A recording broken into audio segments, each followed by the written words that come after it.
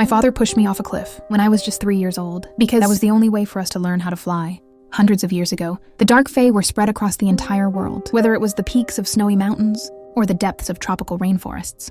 Our peace-loving people had places to call home, but once humans discovered how to forge iron and began multiplying, rapidly expanding their territory, their towering castles kept squeezing us out of our land. To survive as a species, the Dark Fae had no choice but to hide on a small island barely hanging on.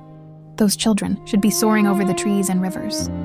Instead, they're raised in exile. I could protect them, but John believed that if the protection I spoke of meant going to war with humans, it would only bring greater harm to our people. It will never happen. Then John took me to our place of origin. Before us stood a massive phoenix statue, said to be the ancestor of all Dark Fae. I inherited the purest bloodline of the phoenix, which is why I possess the power of both destruction and creation. Now only I can lead our kind down the path to peace, because I saw the princess living in harmony with magical creatures, and I believed that was the way forward for all of us.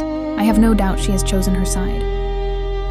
Just then, word came from the war faction that the queen had sent an advance force and was pushing hard at the edges of our territory. As soon as I heard, I left the nest immediately, ready to drive the invaders back in one strike. What I didn't expect was that human soldiers had been lying in wait for some time, and they fired iron pellets straight at me. At the critical moment, John threw himself in front of me, taking the fatal blow, and then tumbled out of control. But the danger wasn't over. The soldiers quickly reloaded their weapons, preparing to launch a second attack. I hurried to cast a spell and raised a wooden shield, and with my companions covering me, I began controlling the vines to strike back, and soon wiped out the enemy. But John's wounds were too severe, and he was barely clinging to life. I tried my best to hold back my rage as I went to comfort him, but the war faction had already seen the signal on my face, and immediately went back to rally the army, ready to take revenge on the humans. Before he died, John urged me to follow my heart, hoping I would make the right choice. When the moment came, then he gave all of his power to me and left this world, holding on to his dream of peace. But his death only ignited my hatred for humans. A war for the ages was about to begin. Meanwhile, the Queen's plan to destroy the fairies was slowly being set in motion.